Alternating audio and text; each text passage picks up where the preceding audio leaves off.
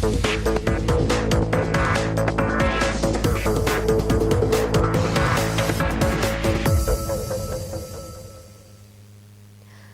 আপনারা দেখছেন high news. আমি শ্রীপর্ণা রয়েছে আপনাদের সঙ্গে। শুরু করছি আজকে স্পোর্টস টুডে। আর শুরুতেই দেখে নেব আজকের হেডলাইন্স।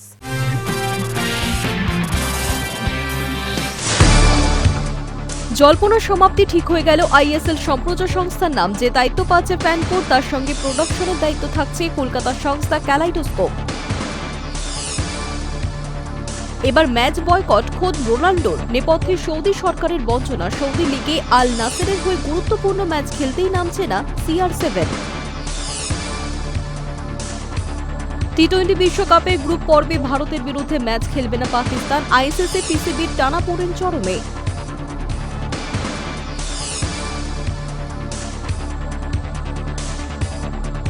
স্বামীকে বেকার কটাক্ষে বিতর্ক। ভুল স্বীকার করে পুরুষ জাতির কাছে ক্ষমা চাইলেন মেরি কম।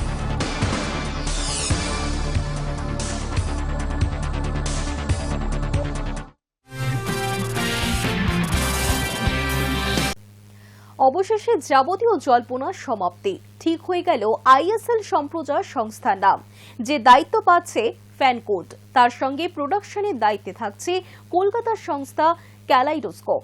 14 ফেব্রুয়ারি থেকে শুরু হবে এই মরশুমের আইএসএল। এবারের সংক্ষিপ্ত আইএসএল কে দেখাবে তা নিয়ে কম চর্চা হয়নি।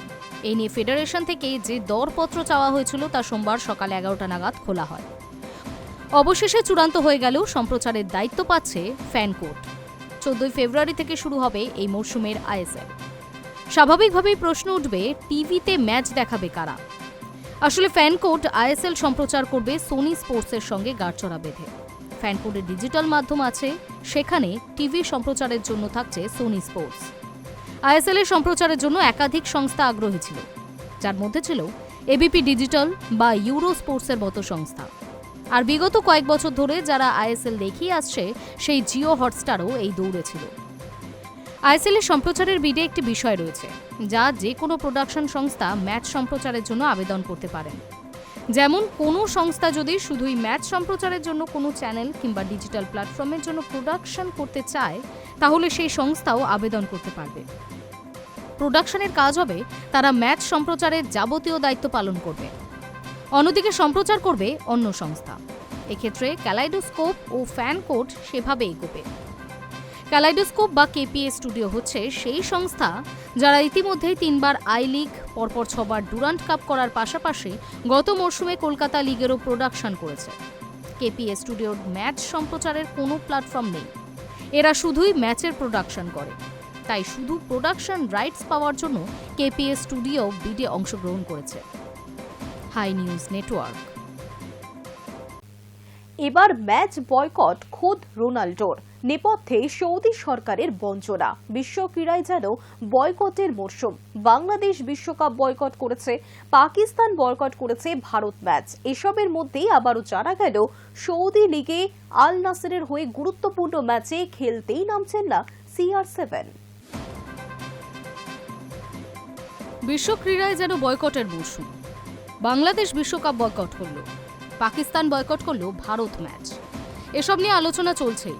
এসবের মধ্যে আবার জানা গেল ফুটবল বিশ্বের অন্যতম সেরা নক্ষত্র ক্রিশ্চিয়ানো রোনাল্ডো হাঁটছেন বয়কটের পথে। সৌদি লিগে আল নাসেরের হয়ে গুরুত্বপূর্ণ ম্যাচে খেলতেই নামছেন না CR7। নেপথ্যে সৌদি সরকারের একটি নীতি। আসলে সৌদির শীর্ষ 4 ক্লাব আল হিলাল, আল ইত্তিহাদ, আল আহলি এবং আল নাসের চালায় সৌদির সরকারি সংস্থা পাবলিক ইনভেস্টমেন্ট ফান্ড। প্রতি বছর এই যে কোটি কোটি টাকা খরচ করে সৌদির ক্লাবগুলি ইউরোপ থেকে নামি নামি তারকা সই করায়, সেটা আসে সরকারি কোষাগার থেকে। রোনাল্ডোর অভিযোগ, সরকারি সংস্থা পাবলিক ইনভেস্টমেন্ট ফান্ড দল গঠনের ক্ষেত্রে আল নাসেরের সঙ্গে বঞ্চনা করছে। বাকি 3 ক্লাবের পেছনে যে পরিমাণ টাকা খরচ করা হচ্ছে, তার সিকি ভাগও করা হচ্ছে না আল নাসেরের জন্য। রোনাল্ডোর ঘনিষ্ঠ মহল বলছে, চলতি মরশুমে আল হিলাল 2 নামী ফুটবলারকে সই করিয়েছে। পিছিয়ে নেই আল ইতিহাদ ও আল আহলি। সেখানে আল নাসের মাত্র 1জন নামী ফুটবলার সই করিয়েছে। এই 4 ক্লাব একে অপরের প্রতিদ্বন্দ্বী, অথচ ইচ্ছাকৃতভাবে আল নাসেরকে পিছিয়ে দেওয়া হচ্ছে। এর প্রতিবাদী রোনাল্ডো আল রিয়াদের বিরুদ্ধে ম্যাচ না খেলার সিদ্ধান্ত নিয়েছে। ম্যাচটি আল নাসেরের জন্য ভীষণ গুরুত্বপূর্ণ ছিল। তবে সেটার চেয়েও প্রতিবাদটা বেশি গুরুত্বপূর্ণ বলে মনে করছেন রোনাল্ডো। যদিও আনুষ্ঠানিকভাবে এই খবর জানানো হয়নি, তবে মনে করা হচ্ছে সরকারের সিদ্ধান্তের প্রতিবাদেই রোনাল্ডো খেলা বয়কট করছেন। Hi News network.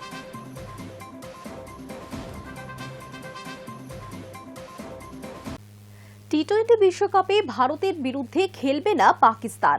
সরকারিভাবে ঘোষণা না হলেও পাক বোর্ড এই সিদ্ধান্ত নিয়ে ফেলেছে বলেই খবর। এবার গোটা বিষয়টি নিয়ে মুখ খুলেছে আইসিসি। কিন্তু নকআউট পর্ব বা ফাইনালে যদি ভারতের বিরুদ্ধে ম্যাচ পড়ে তখন কি করবেন সালমান আলী আঘারা?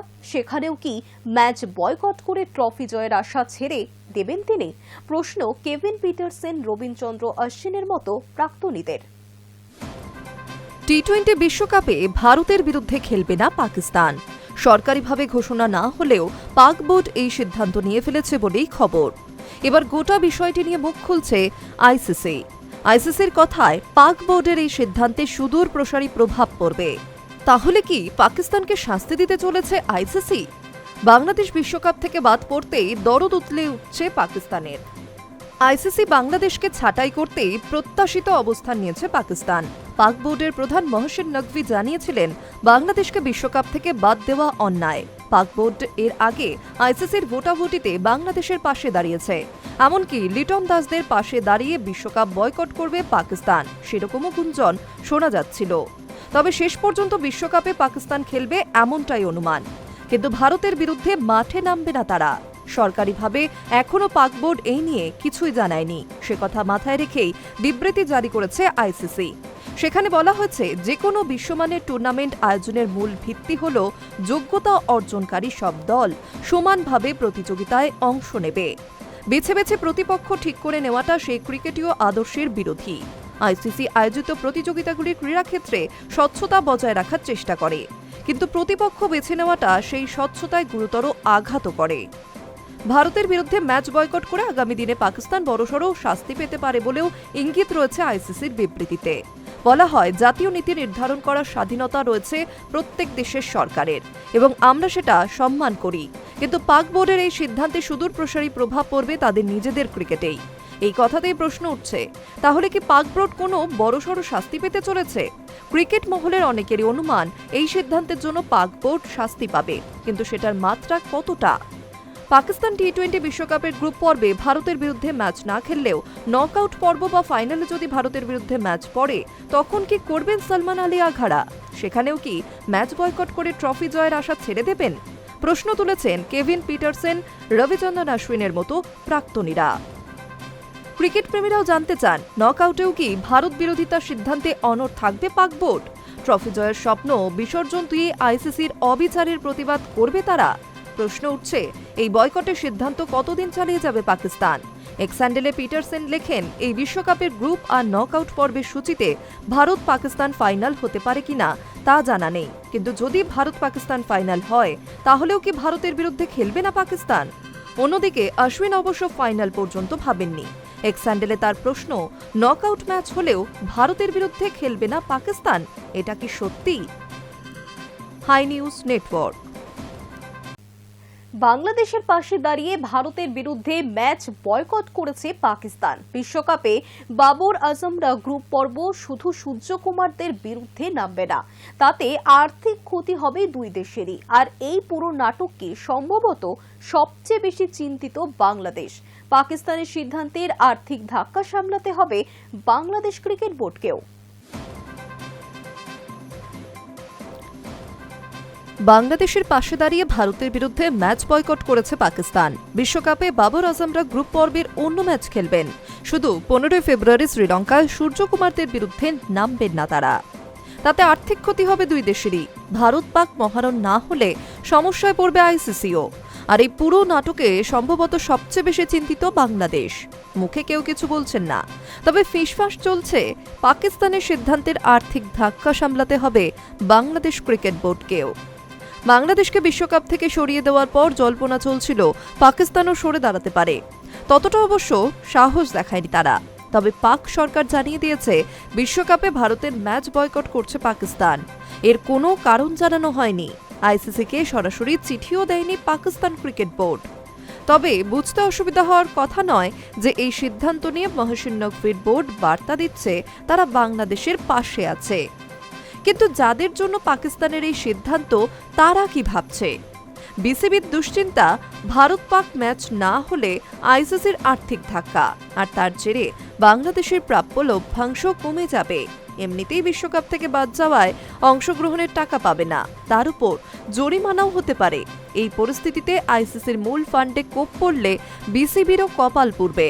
বিসিবির এক কর্তা বাংলাদেশি সংবাদ মাধ্যমকে বলেন, ভারত পাকিস্তান ম্যাচ না হলে পুরো ক্রিকেট বিশ্বই আর্থিক ক্ষতির সম্মুখীন হবে, এমনকি আমাদের লভ্যাংশ কমে যাবে। আমরা এরকম ক্ষতি চাইনি।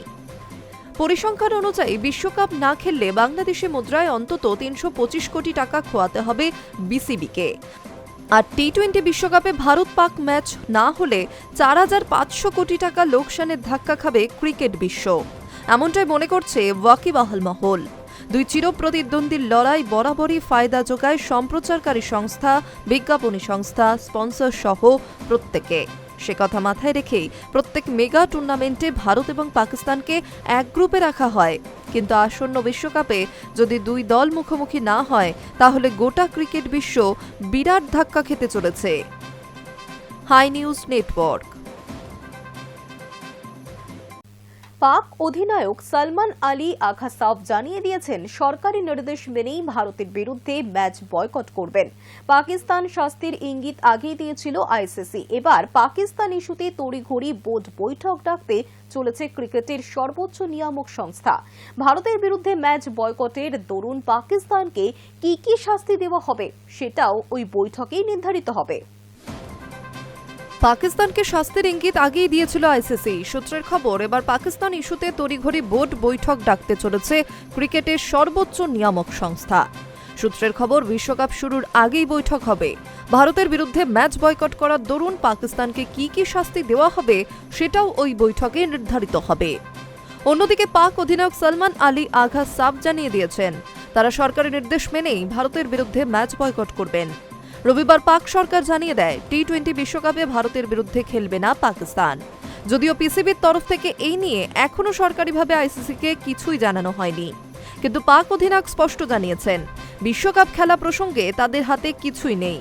অস্ট্রেলিয়ার বিরুদ্ধে ম্যাচের পর সাংবাদিক সম্মেলনে এসে সালমান বলেন, আমরা অবশ্যই বিশ্বকাপে খেলতে যাব, কিন্তু সেটা আমাদের সিদ্ধান্ত নয়। জেনে রাখবেন, আমাদের হাতে কিছুই নেই। আমাদের সরকার বা চেয়ারম্যান যে নির্দেশ দেবেন আমাদের সেটাই মানতে হবে। তারা যা বলবেন আমরা সেটাই করব। সালমানের এই মন্তব্যেই পরিষ্কার, ক্রিকেটারদের স্বার্থ ইচ্ছাকে কার্যত পাত্তাই দিচ্ছে না পাক বোর্ড। সেই পথে হাঁটছে শাহবাজ শরীফ সরকারও। বড়সড় শাস্তির আশঙ্কা সত্ত্বেও ভারতের বিরুদ্ধে ম্যাচ বয়কট করতে চলেছে পাক ব্রিগেড। কিন্তু বয়কটের ফলে কি শাস্তি পাবে পাকিস্তান তা এখনো স্পষ্ট নয়। সেই সিদ্ধান্ত নিতে আগামী মঙ্গলবার অথবা বুধবার আইসিসি বোর্ড বৈঠক ডেকেছে বলে সূত্রের খবর। প্রাথমিকভাবে জানা গিয়েছে পাকিস্তানকে বিরাট শাস্তি দিতে চলেছে আইসিসি। উল্লেখ্য, পাকিস্তান বড়সড় শাস্তি পেতে চলেছে বলে ইঙ্গিত ছিল আইসিসির বিবৃতিতে। বলা হয়, জাতীয় নীতি নির্ধারণ করার স্বাধীনতা রয়েছে প্রত্যেক দেশের সরকারের এবং আমরা সেটা সম্মান করি। কিন্তু পাক বোর্ডের এই সিদ্ধান্তে সুদূর প্রসারী প্রভাব পড়বে তাদের নিজেদের ক্রিকেটেই। আইসিসি যদি পাকিস্তানের থেকে ক্ষতিপূরণ দাবি করে তাহলে পাক বোর্ডের বিরাট আর্থিক ক্ষতি হবে, কার্যত ধসে পড়বে বোর্ডের কার্যকলাপ। সেটাই কি শাহিন আফ্রিদিদের ভবিতব্য হতে চলেছে? Hi News Network. টি-20 বিশ্বকাপে ভারতের বিরুদ্ধে ম্যাচ বয়কট করেছে পাকিস্তান। তবে এই বয়কট আবহে ভেসে উঠছে ভারতের কোচ গৌতম গম্ভীরের পুরনো বক্তব্য। 7 বছর আগে তিনি বলেছিলেন ভারতেরই উচিত পাকিস্তানের বিরুদ্ধে ক্রিকেট ম্যাচকে পুরোপুরি বয়কট করা। বর্তমান পরিস্থিতিতে গুরু গম্ভীরের দূরদর্শিতার প্রশংসা করছেন নেটিজেনরা। টি-20 বিশ্বকাপে ভারতের বিরুদ্ধে ম্যাচ বয়কট করেছে পাকিস্তান। মনে করা হচ্ছে বাংলাদেশকে বিশ্বকাপ থেকে সরিয়ে দেওয়ার প্রতিবাদ হিসেবেই এই সিদ্ধান্ত পাকিস্তানের। সেই নিয়ে নাটক অব্যাহত। তবে এই বয়কট আবহে ভেসে উঠেছে ভারতের কোচ গৌতম গম্ভীরের পুরনো বক্তব্য। 7 বছর আগে তিনি বলেছিলেন ভারতের উচিত পাকিস্তানের বিরুদ্ধে ক্রিকেট ম্যাচকে পুরোপুরি বয়কট করা। বর্তমান পরিস্থিতিতে গুরু গম্ভীরের দূরদর্শিতার প্রশংসা করছেন নেটিজেনরা। 2019 সালে পুলওয়ামায় পাকিস্তানের জঙ্গি গোষ্ঠী জৈশ-ই-মোহাম্মদের হামলায় 40 জন ভারতীয় সেনা শহীদ হন।